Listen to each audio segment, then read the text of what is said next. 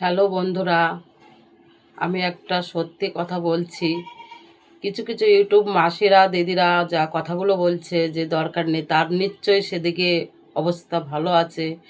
যাদের স্বামী মরে গেছে, যাদের বাচ্চা থুয়ে গেছে, বাবা মরে গেছে, যাদের বাচ্চাগুলোকে মানুষ করার কেউ নেই, মন দিয়ে শুনবেন কথাটা। আমার যেমন সন্তান মরে গেছে, বাচ্চা রয়ে গেছে, তা নাহলে বুড়ো কদিকে চালাবে? কারেন্টের বিল, ওষুধ, প্রেশার, চোখ অপারেশন কদিকে চালাবে? ওই পয়সাটাই ভরসা। তা নাহলে কিছু কিছু ইউটিউবের কোনো পয়সার কোনো দরকার নেই, তারা এসবের মর্ম বুঝবে না।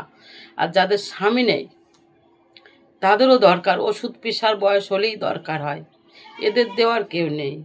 কিন্তু এদের কাছে ওই পয়সাটা প্রচুর দরকার।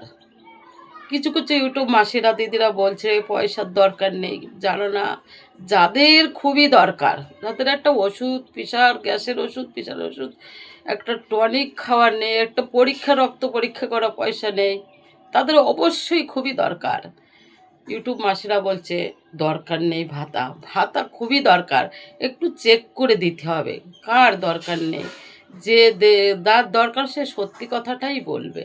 তোমরা ভেবে নিও কথাটা কি ভুল বলেছি। তোমরা দেখো কমেন্ট পাঠিও আমি এই কথাটা ভুল বলেছি। আমার সন্তান নেই, আমরা 4-5টা লোক, আমাদের সংসার চলে না। ওই ভাণ্ডার 2 মাস আমি লক্ষ্মীর ভাণ্ডারও পাইনি, অন্নপূর্ণও পাইনি। তাহলে আমার কত অসুবিধে হচ্ছে। মিটিং আছে, সমিতি আছে, এটা আছে, ওটা আছে, ওষুধ আছে, চোখ অপারেশন করে 10,000 টাকা লেগেছে। এগুলো কি মিথ্যে কথা? এগুলো ডাক্তার জানে, এগুলো সত্যি কথা। নমস্কার। থাকলে আমাকে কমেন্ট করবে মিথ্যে কথা কি না।